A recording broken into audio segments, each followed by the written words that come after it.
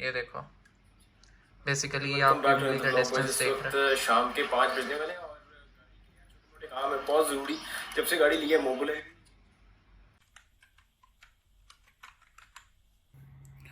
अस्सलाम वालेकुम। तो जैसा कि आपको पता है कि पिछले वीडियो में मैंने एक प्रोजेक्ट शुरू किया था, तो आज हम अपनी ज़्यादा से ज़्यादा ये ट्राई मारेंगे कि उस प्रोजेक्ट को ज़्यादा से ज़्यादा कम कवर कर सकें। तो चलिए शुरू करते हैं। यार, तो पिछली वीडियो में हमने डायरेक्टली प्रोजेक्ट को शुरू कर दिया था, जो कि एक गलत चीज़ है। बेसिकली प्रोजेक्ट को सबसे पहले स्ट्रक्चर करना चाहिए कि आपको पता हो कि आपने इस प्रोजेक्ट में क्या क्या काम करना है। अगर आपको पता ही ना हो तो फिर आप इधर उधर निकलते रहेंगे, कोई नई चीज़ शामिल होगी तो आप यानी उसे शामिल कर लेंगे, प्रोजेक्ट का टाइम बढ़ता रहेगा, तो फिर इससे कोई फ़ायदा नहीं होना। तो ये प्रोजेक्ट मैंने जल्दी से जल्दी ख़त्म करना। तो चलिए एक लिस्ट बनाते हैं उन कामों की जो हमने करने हैं।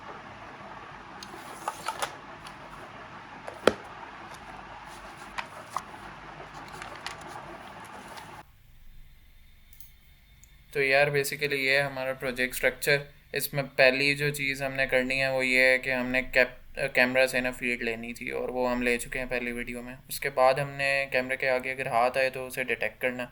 फिर अगली चीज़ ये है कि उस हाथ से इंफॉर्मेशन एक्सट्रैक्ट करनी है सारी पोजीशंस की, कि कौन सी उंगली कौन सी जगह पे क्या पोजीशन है उसकी।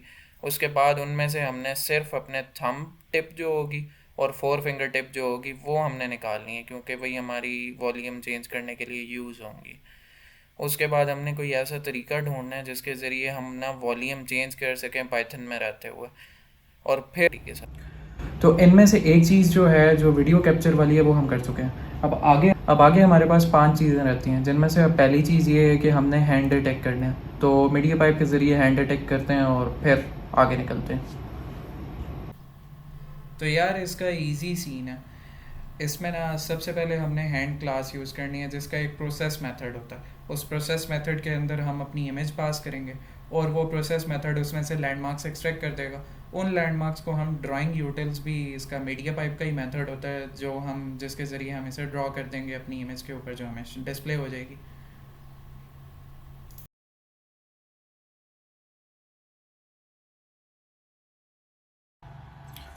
तो यार बेसिकली आपको एक चीज़ साथ साथ बताता रहूँ, जो कि मुझे भी जो प्रॉब्लम मैं फेस कर रहा था वो ये थी कि आप जब प्रोसेस मेथड होता है इसका, क्लास का, जब वो आप कॉल करते हो ना, तो वो आपने कॉल करना होता है उस क्लास के ऊपर। अगर आप हैंड्स मॉड्यूल पे ये कॉल करोगे डायरेक्टली तो ये रन नहीं होगा, आपको वो क्लास बनानी पड़ेगी उसकी, और तब उसे कॉल करना पड़ेगा।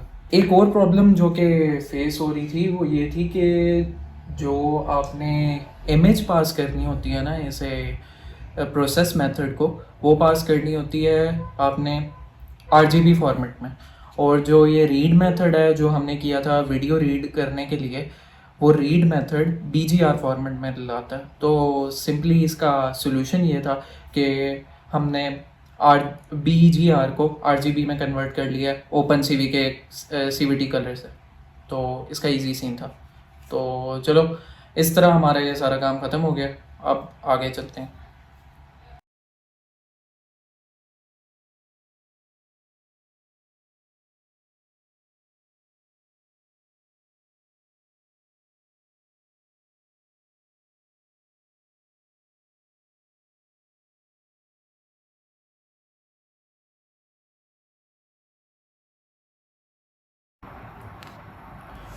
अच्छा यार, तो हुआ ये कि जो पिछला टाइम लैप्स आपने देखा है उसके दौरान मैंने तकरीबन सारा का सारा प्रोजेक्ट बना लिया है। तो असल में ये 2 टाइम लैप्स थे। पहले टाइम लैप्स को मैंने बनाया लेकिन उसमें एक प्रॉब्लम आ गई थी, तो वो डिलीट हो गया।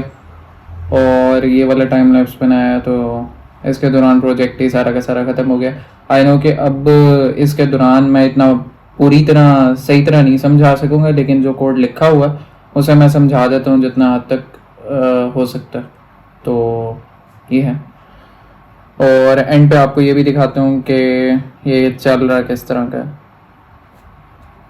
यार अभी पहले तक जो हमने बेसिक काम किया हुआ था ना, वो यही था कि हम जो प्रोसेस के अंदर हैं उसके अंदर आरजीबी इमेज पास कर रहे थे, और फिर हम if result multi hand landmarks को, यानी इसके अंदर इटरेट करके हम जो लैंडमार्क्स थे उसे हाथ पर ड्रॉ करके दिखा रहे थे। अब वो जो ड्रॉ वाली कमांड थी ना, वो मैंने कमेंट आउट कर दी और उसके बाद इसके अंदर एक और ये वाला लूप लगाया, ये जो लूप आपको नज़र आ रहा है।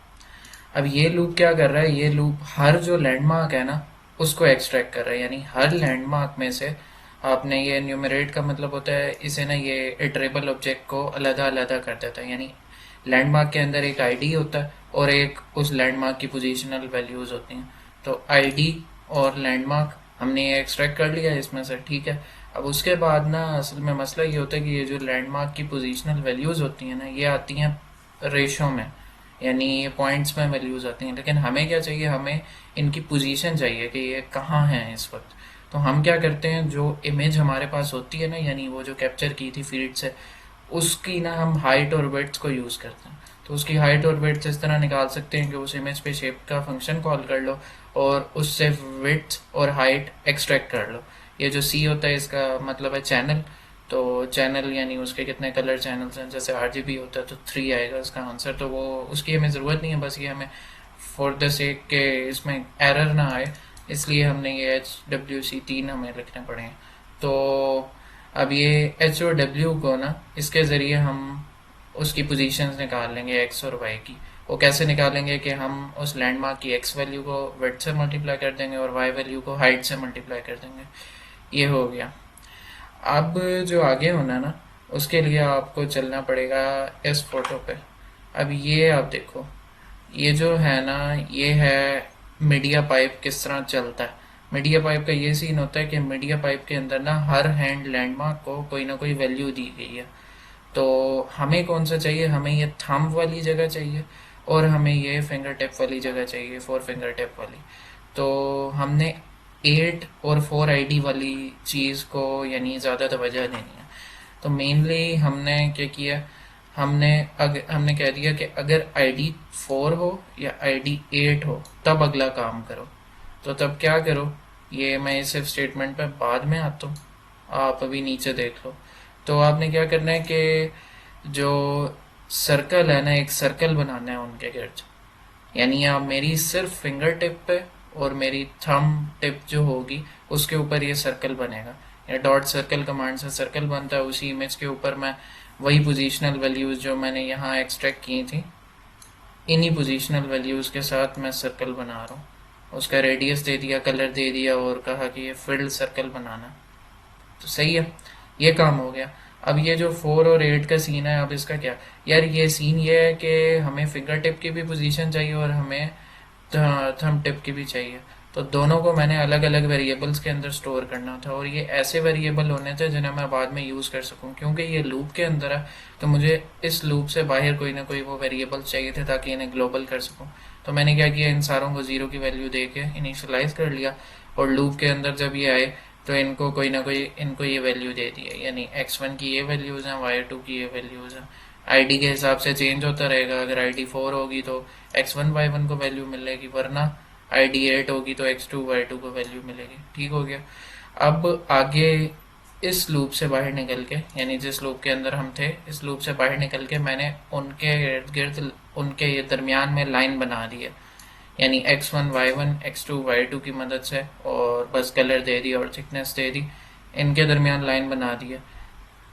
अब मेनली क्या करना है यार, अब हमें उस लाइन की ना लेंथ पता होनी चाहिए। आपको पता है कि मैंने आपको बताया था कि हमने इससे वॉल्यूम कंट्रोल करनी है। तो वॉल्यूम कंट्रोल करने के लिए अगर आपके उंगलियों का डिस्टेंस जो है वो जितना होगा उस हिसाब से वॉल्यूम चेंज होनी चाहिए। तो हमने क्या किया कि इस पे ना हाइपोटेन्यूज वाला फंक्शन कॉल कर दिया। आपको पता है कि 2 पॉइंट्स के दरमियान जो डिस्टेंस है वो मेनली हम हाइपोटेन्यूज के ज़रिए, यानी वो सही एक डिस्टेंस निकल आएगा। तो हाइपोटेन्यूज फंक्शन आपके जो 2 पॉइंट्स आप देते हो ना, उनको एज अ ट्रायंगल के पॉइंट्स गिनता है और उससे हाइपोटेन्यूज निकाल लेता है। तो हमने क्या किया, हमने 2 पॉइंट्स देने थे तो हमने x2 को x1 में से माइनस कर दिया और y2 को y1 में से माइनस कर दिया। तो इससे हम इन दोनों जो हमारे पास पॉइंट्स हैं इनके दरमियान यानी जो भी डिस्टेंस होगा वो हमें पता चल जाएगा। असल में तो वो लाइन हमने बनाई है ना, इसी लाइन की वो लेंथ आ जाएगी। तो हमने इसे लेंथ के वेरिएबल के अंदर स्टोर कर दी। तो बेसिकली जब हमने उसकी लेंथ भी निकाल ली तो अब आती है बारी वॉल्यूम की। अब वॉल्यूम के लिए ना, वॉल्यूम के लिए पहले से एक लाइब्रेरी मौजूद है पाइकॉ के नाम से। तो मैंने उसे पिप इंस्टॉल किया था अपने CMD में जाके, और उसकी जो बेसिक चीज़ें थी वो इंपोर्ट स्टेटमेंट ये मैंने इंटरनेट से ही सीधा सीधा उठाया था। यानी ये ऑडियो की ये सारी इंपोर्ट स्टेटमेंट्स हैं, और इसका जो इनिशियलाइज इसे करने वाले सारे कमांड्स हैं ना, वो ये सारे हैं। यानी इनिशियलाइज इस तरह होता है, ये सारे कमांड्स हैं, ये सारे के सारे इंटरनेट से ही उठाए थे। इनका मुझे भी कुछ नहीं पता कि ये करते क्या हैं। ये तो यही लग रहा है कि ये जो ऑडियो डिवाइस है उसे गेट करता है, फिर उसे एक्टिवेट करता है इन उसके आर्ग्यूमेंट्स के साथ ही। लेकिन ये आर्ग्यूमेंट्स की मुझे समझ नहीं आ रही कि ये क्या सीन है इनका। इसके दो फंक्शंस हैं जो हमने यूज़ करने हैं, गेट वॉल्यूम है, एक सेट मास्टर वॉल्यूम है। गेट वॉल्यूम से हमें ना रेंज पता चल जाती है। तो अगर आप ये रन करो ना प्रिंट स्टेटमेंट के अंदर इसे डाल के, तो इसकी रेंज आती है -65.5 से 0, यानी 0 मैक्सिमम वॉल्यूम होगी, -65.5 आपकी 0 वॉल्यूम होगी। तो अब ना आपने जो लेंथ निकाली है ना, लेंथ की जो रेंज है ना, उसको इसकी रेंज के किसी तरह बराबर करना। यानी लेंथ का, जब मैंने अपना लेंथ का चेक किया था, ये जिस जगह पे मेरा कीबोर्ड पड़ा होता है ना, इस जगह पे अपना हाथ ऊपर करके ना मैंने फुल एक्सटेंड किया था दोनों अंगूठे और टिप फिंगर को ना अलग अलग। तो तब ना आया था 150, और जब मैंने बिल्कुल इन्हें एक दूसरे के साथ मिला दिया था तो लीस्ट जो आया था वो 10 के करीब था। तो मैंने यही रेंज बना दी है कि इस रेंज के अंदर ही मैं इसे ही ट्रांसलेट करूँगा वो जो आपकी वॉल्यूम रेंज है ना उसके ऊपर। तो अब इनका फंक्शन होता है इंटरपोलेट का फंक्शन। नंपाई का एक फंक्शन है इंटरपोलेट। इंटरपोलेट आपका सिंपल, इसका अभी जो हमारे यूज़ केस है इसके अंदर आप अपनी जो रेंज है ना, ये लेंथ वाली रेंज, इसे आप कन्वर्ट कर लोगे इसकी रेंज के अंदर, जो आपकी मिनिमम वॉल्यूम और मैक्सिमम वॉल्यूम जो रेंज है इसके अंदर, तो ये आप कन्वर्ट कर लोगे। ये असल में फंक्शन ये काम करता है कि ये जो दोनों लाइंस है ना, एक इसकी रेंज और एक इसकी रेंज, इन दोनों से कंपैटिबल कोई ना कोई आपको पॉइंट दे देता। तो वो पॉइंट इन दोनों से कंपैटिबल होगा और वो इनकी रेंज में होगा। वो आपको पता होगा कि जो सेंटीग्रेड स्केल होता है और जो केल्विन स्केल होता है, इन दोनों की रेंज 100 होती है। यानी इन हाईएस्ट वैल्यू लोएस्ट वैल्यू के दरमियान 100 रीडिंग्स होती हैं, तो इनको कन्वर्ट नहीं करना पड़ता। लेकिन इसी के बराबरी में अगर आप वो देखो फ़ारेनहाइट और सेंटीग्रेड, तो सेंटीग्रेड के अंदर 100 डिग्रीज का डिफरेंस होता है फर्स्ट और लास्ट में, लेकिन जो वो होती है फ़ारेनहाइट होती है उसके अंदर 180 डिग्रीज का फ़र्क होता है। लेकिन आपस में कन्वर्जन का इनका फार्मूला भी मौजूद है, तो वही फार्मूला या तो हम बना लें या फिर हम डायरेक्टली ये इस रेंज को इस रेंज के अंदर कन्वर्ट कर लें। सही है। तो अब उसके बाद जो भी इससे वॉल्यूम आती है वो वॉल्यूम का कमांड आप लगा दो, उसके अंदर वो वैल्यू लिख दो जो यहाँ से आंसर आई है सेट मास्टर वॉल्यूम कमांड के ज़रिए। तो इस तरह हम सारा कुछ करते हैं। अब मैं आपको चला के दिखाता हूँ कि भाई कैसा चल रही है। तो यार ये हमारा कोड है, इसे मैंने रन किया तो यहाँ हमारी स्क्रीन आती होती है। ये स्क्रीन जैसे आप देख रहे हो आ गई है। अब मैं कैमरे को थोड़ा परे करता हूँ ताकि मेरे हाथ देख सके। पहले वीडियो चला लेते हैं। यानी ये स्क्रीन ही है, इसे मैं मिनिमाइज़ कर देता हूँ और अपनी वीडियो की तरफ लेके चलता हूँ। ये देखो भाई, ये वीडियो प्ले कर रहे हैं और इसकी आवाज़ आप देखिएगा, और मैं हाथ अभी आगे भी करके आपको दिखाता हूँ। ये आपका वो आप नंबर्स देख रहे हैं उस टर्मिनल की उस साइड पर।